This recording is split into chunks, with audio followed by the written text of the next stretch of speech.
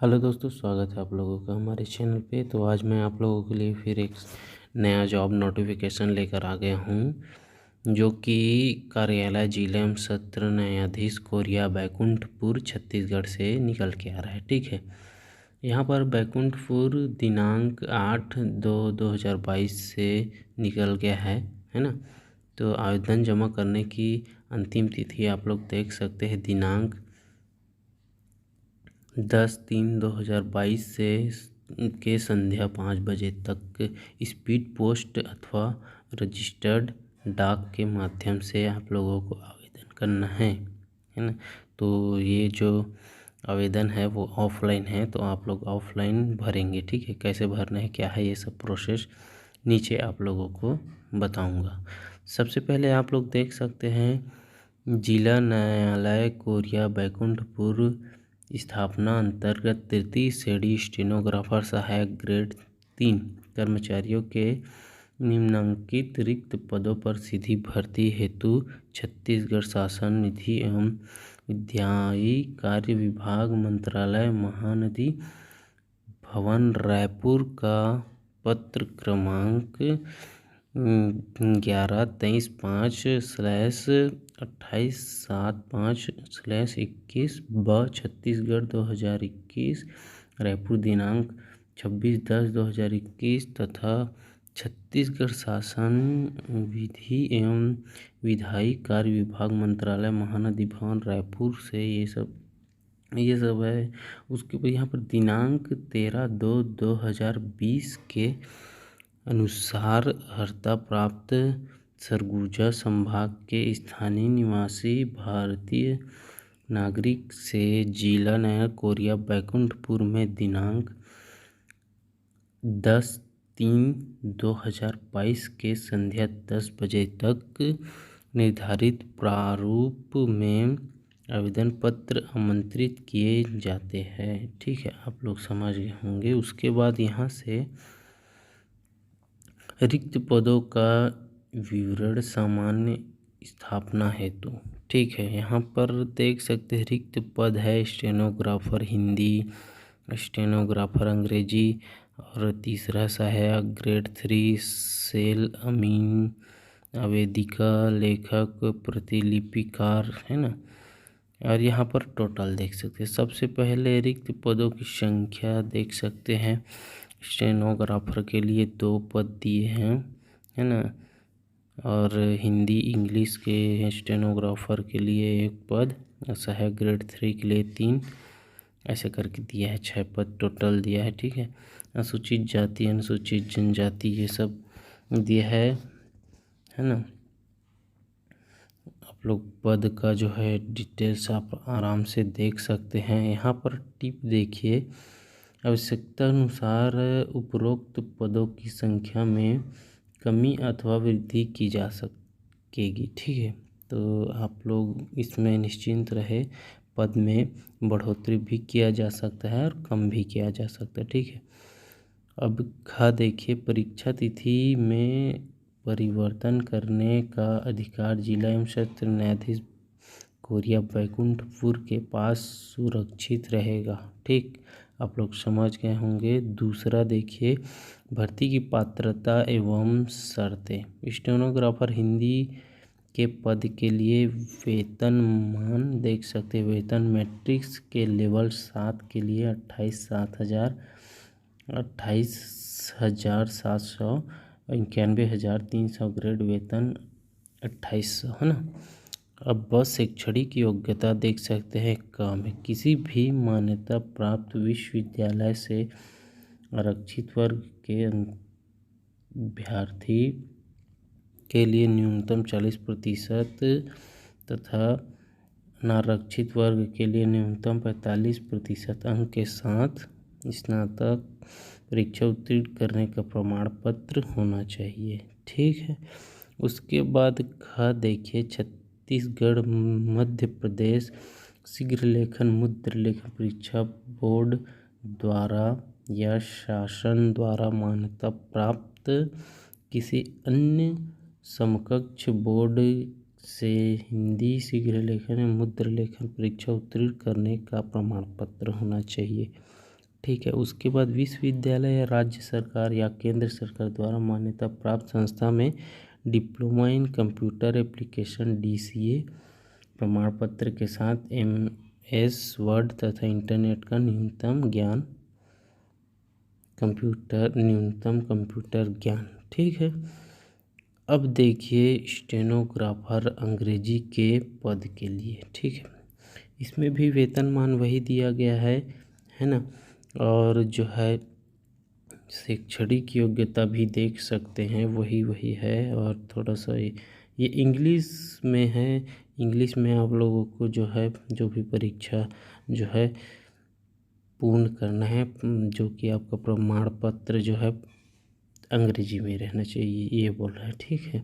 इसमें भी computer operator ये सब का मतलब है। कंप्यूटर में DCA होना चाहिए, MS वर्ड का ज्ञान और इंटरनेट का ज्ञान ये सब होना चाहिए बोल रहा है। ठीक है। अब हम लोग सहायक ग्रेड 3 के पद के लिए देख लेते हैं। इसमें वेतनमान मैट्रिक्स लेवल 4 के हिसाब से जाएगा तो 5,200 रहेगा और 20,200 ग्रेड वेतन 19,000 रहेगा। ठीक है।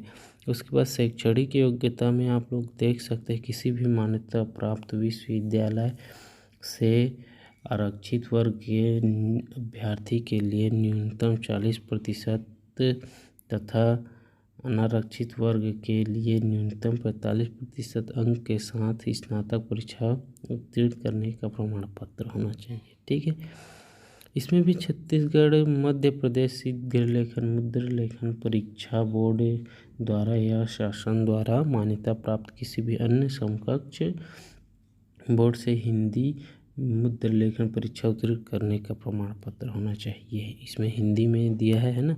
विश्वविद्यालय या राज्य सरकार या केंद्र सरकार द्वारा मान्यता प्राप्त संस्था से डिप्लोमा इन कंप्यूटर एप्लीकेशन मतलब DCA प्रमाण पत्र के साथ MS वर्ड और इंटरनेट का ज्ञान होना चाहिए ना। यहाँ पर महत्वपूर्ण देख सकते हैं,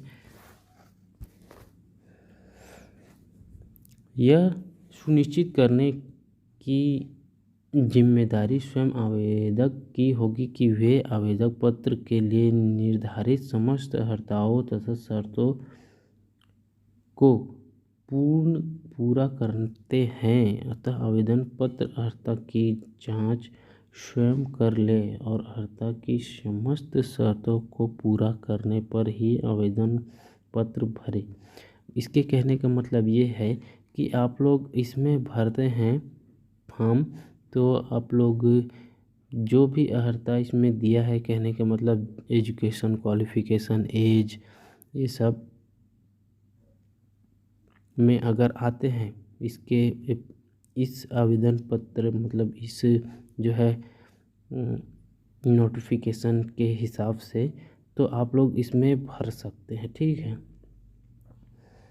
उसके परीक्षा सम्मिलित किए जाने का यह अर्थ कदापि नहीं होगा कि आवेदन को अर्ह मान लिया गया है ना।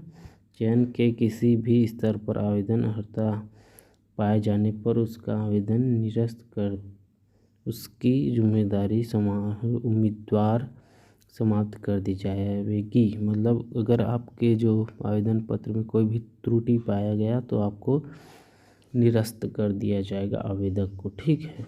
तो आप लोग समझ गए हों। किसी भी पूर्वता में महिलाओं के लिए आरक्षित पद उपयुक्त महिला अभ्यर्थी के साथ अभाव के कारण अचयन न होने से रिक्त रह जाते हैं, तो ऐसे रिक्त पद उसी पूर्वक प्रवर्ग के पुरुष उम्मीदवार के चयन द्वारा भरे जा सकेंगे। मतलब कोई भी महिला है, उनको अगर आवेदन में नहीं मतलब उनका आवेदन कुछ भी कारणवश निरस्त हो गया या फिर कुछ भी हो गया, तो उनके पद को अगर उनका जो पद में जो भी क्राइटेरिया है मतलब जो एजुकेशन क्वालिफिकेशन के हिसाब से अगर कोई पुरुष आता है तो उसको उसका पद दे दिया जाएगा। ये कहने के मतलब है उनका, है ना। अनुसूचित जाति अनुसूचित जनजाति अन्य पिछड़ा वर्ग के लिए आरक्षित पद केवल छत्तीसगढ़ के मूल निवासी अनुसूचित जाति जनजाति अन्य पिछड़ा वर्ग के लिए आरक्षित है। ठीक है, केवल छत्तीसगढ़ के लिए। ठीक है, दूसरे राज्य के लिए नहीं है। उसके बाद आप लोग तीसरा देख सकते हैं, आयु सीमा एवं पात्रता की अन्य शर्तें। ठीक है, आवेदन प्रस्तुत करने की अवधि के अभ्यर्थी चाहे तो रोजगार कार्यालय का जीवित पंजीयन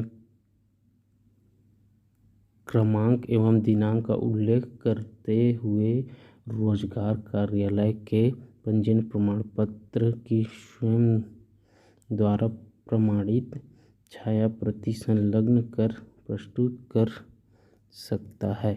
ठीक है, तो आप लोग अपना जो है, जो भी जितना भी एजुकेशन का जो है रिज़ल्ट है या प्रमाण पत्र है, उसको आप लोग पंजीयन करवा ले, तभी इसमें आवेदन करें। जीवित या फिर कोई भी पंजीयन करवाया है उसका लास्ट डेट नहीं एक्सपायर मतलब नहीं होना चाहिए। ठीक है, उसके बाद देखिए, कोई भी उम्मीदवार जिसके विवाह के लिए निर्धारित न्यूनतम आयु से पूर्ण विवाह कर लिया हो, नियुक्त के लिए पात्र नहीं होगा। मतलब आयु से पहले अगर वो विवाह कर लिया है तो उसका नियुक्त के लिए प्रमाण पत्र नहीं लिया जाएगा, है ना, नियुक्ति के लिए। ठीक, कोई भी पुरुष उम्मीदवार जिनका एक से अधिक पत्नी जीवित है तो अब ये सब आप लोग अपने हिसाब से पढ़ लेंगे। दूसरा देख सकते हो, उम्मीदवार द्वारा 1/1/2021 को 18 वर्ष की आयु पूर्ण कर ली हो, परंतु 35 वर्ष से अधिक ना हो। छत्तीसगढ़ राज्य के स्थानीय निवासियों को अधिकतम आयु सीमा 35 वर्ष में 5 वर्ष की छूट की अवधि कैलेंडर वर्ष 2023 की समाप्ति तक लिए प्रदान की जा गई है। ठीक है, तो 2023 से लेकर अगर आप लोग 2021 तक अगर आप लोग 18 वर्ष है ना और अधिकतम 35 वर्ष से हो गया है तो 5 वर्ष की आप लोगों को छूट मिलेगी जाति वाइज। ठीक है, तो छत्तीसगढ़ शासन विधि एवं विधायी द्वारा विभाग मंत्रालय महानदी भवन इस सब है तो उसकी छूट भी मिलेगी। इसमें आयु सीमा इसमें 45 वर्ष दिया गया है। ठीक है, छत्तीसगढ़ का अगर आप लोग निवासी है तो आवेदन किसी शासकीय या वैधानिक संस्था अथवा अस्थायी प्राधिकारी द्वारा सेवा से पृथक अथवा पदच्युत न किया गया हो। मतलब कहने का मतलब ये है कि आप लोग किसी सरकारी संस्था या फिर वैधानिक संस्था में मतलब पदशून्य ना हो, मतलब उसमें कार्यरत अगर है तो आप लोग नहीं भर सकेंगे। उच्चतर आयु सीमा में छूट देख सकते हैं आप लोग। निम्नलिखित श्रेणी के उम्मीदवारों को अधिकतम आयु सीमा में निम्नानुसार छूट रहेगी। चौथा एक पहला। ठीक है, यदि अभ्यर्थी छत्तीसगढ़ शासन द्वारा घोषित अनुसूचित जाति या जनजाति का है तो आयु सीमा में अधिकतम 5 वर्ष की छूट। छत्तीसगढ़ शासन अस्थायी कर्मचारी वर्क चार्ज या कंटीजेंसी पेड कर्मचारियों द्वारा छत्तीसगढ़ राज्य के निगमों मंडलों आदि के कर्मचारियों के संबंध में उच्चतर आयु सीमा 45 वर्ष तक रहेगी। यही अधिकतम आयु परियोजना क्रियान्वयन समिति के अंतर्गत कार्यरत कर्मचारियों के लिए भी स्वीकार होगी। ठीक है, इसमें किसी भी ऐसे अभ्यर्थी जो छटनी किया गया हो या सरकारी सेवक हो, अपनी आयु में उसके द्वारा पहले की गई संपूर्ण अस्थायी सेवा की अवधि से अधिक 7 वर्ष की कालावधि भले ही कालावधि एक से अधिक बार की गई सेवाओं का योग्य हो कम करने के ज्ञात किया जाएगा, परंतु उसके परिणाम स्वरूप आयु सीमा 3 वर्ष से अधिक न हो। स्पष्टीकरण: छंटनी की गई शासकीय सेवक से प्राप्त तात्पर्य है जो इस राज्य की अस्थायी सेवा में लगातार कम से कम 6 माह तक रहा हो तथा अधिक किसी रोजगार कार्यालय में अपना नाम रजिस्टर कराने या सरकारी सेवा में नियोजन हेतु अन्यथा आवेदन करने की तारीख से अधिक 3 वर्ष पूर्ण स्थापना में कमी किए जाने के कारण सेवा मुक्त किया गया हो। ठीक है, ये सब आप लोग आराम से पढ़ लेंगे, बहुत ही लंबा है तो वह मेन टॉपिक को कवर कर लेते हैं। आवेदन प्रस्तुत करने की प्रक्रिया, ये मेन टॉपिक है ना। तो पहला देख सकते हैं, विज्ञापन के साथ संलग्न प्रारूप में पूर्णतः भरे गए आवेदन पत्र बंद लिफाफे में जिसके ऊपर आवेदित पद का नाम मोटे अक्षर में उल्लेखित हो, है ना, को कार्यालय जिला एवं सत्र न्यायाधीश कोरिया बैकुंठपुर में दिनांक 10/3/2022 की संध्या 5 बजे तक पंजीकृत डाक अथवा स्पीड पोस्ट के माध्यम से स्वीकार किया जाएगा। दिनांक 10/3/2022 की संध्या 10 बजे के उपरांत प्राप्त आवेदन पत्रों पर विचार नहीं किया जाएगा, उसे निरस्त किया जाएगा, है ना। तो आप लोग समझ गए होंगे। उसके बाद आवेदन के साथ जन्म तिथि के संबंध में प्रमाण पत्र, शैक्षणिक योग्यता प्रमाण पत्र, जाति प्रमाण पत्र, स्थायी निवासी प्रमाण पत्र, रोजगार कार्यालय का जीवित पंजीयन प्रमाण पत्र, शासकीय अर्धशासकीय संस्था में कार्यरत शासकीय सेवकों को छोड़कर दिव्यांग प्रमाण पत्र इत्यादि प्रमाण पत्रों की स्वप्रमाणित छाया प्रति संलग्न करना अनिवार्य होगा। ठीक है, उसके बाद नियुक्ति हेतु चयन विधि एवं प्रक्रिया, तो ये सब किस तरह से नियुक्त करना है ये सब के बारे में दिया है, तो इसको भी आप लोग आराम से पढ़ लेंगे। ठीक है, सबसे अन्य आवश्यक सूचनाएं ये मैं आप लोगों को बता। चयन हेतु अभ्यर्थी की पात्रता अपात्रता के संबंध में अंतिम निर्णय लेने का अधिकार जिला एवं सत्र न्यायाधीश कोरिया बैकुंठपुर को होगा। अब भी देख सकते उपरोक्त पदों पर मेरिट सूची के साथ प्रतीक्षा सूची भी जारी की जाएगी जो अधिकतम 1 वर्ष के लिए वैध होगा। समस्त पदों हेतु चयनित अभ्यर्थी को 3 वर्ष की परिवीक्षा अवधि पर नियुक्त किया जाएगा। परिवीक्षा अवधि पर अन्य निम्नानुसार स्टाइपेंड दे होगा। यहाँ पर आप लोग प्रथम वर्ष, द्वितीय वर्ष, तृतीय वर्ष, प्रथम वर्ष में पद के वेतन के न्यूनतम का 70%, ठीक है। दूसरा में वेतन पद के वेतनमान के न्यूनतम का 80% और तृतीय वर्ष में 90%, ठीक है, रहेगा। परंतु परिवीक्षा अवधि में स्टाइपेंड के साथ अन्य भत्ते शासकीय सेवक की तरह प्राप्त होते रहेंगे। तो ये सब आप लोग पढ़ लेंगे, वेतन के बारे में है, किस तरह से क्या है कैसा है। अब आप लोग यहाँ पर आवेदन पत्र का प्रारूप देख सकते हैं। जो कि मैं डिस्क्रिप्शन पे लिंक दे दूंगा, जिससे आप लोग डायरेक्ट डाउनलोड कर पाएंगे। और डाउनलोड करने के बाद इसको प्रिंट आउट निकाल के आप लोग इसको जो जो दिया है वो सब पूरा भर लेंगे, है ना। भरने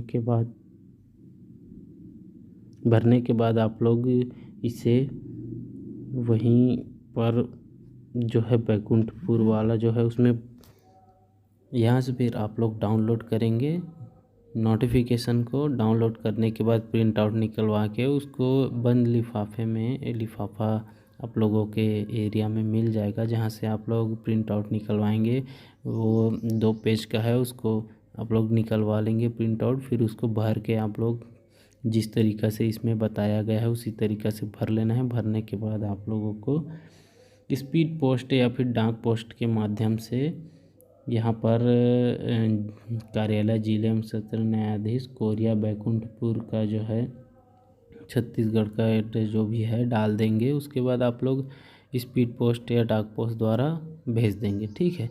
यह दिनांक से पहले भेजना है आप लोगों को। 10/3/2022 संध्या 5 बजे से पहले आप लोगों को भेज देना है। आप लोगों के पास अभी टाइम है, अभी आज 3 तारीख है ना। तो आप लोग पास अभी 9 दिन है, तो आप लोग भर सकते हैं। सो मिलते हैं दोस्तों नेक्स्ट वीडियो में इसी तरह के इंटरेस्टिंग वीडियो लेकर।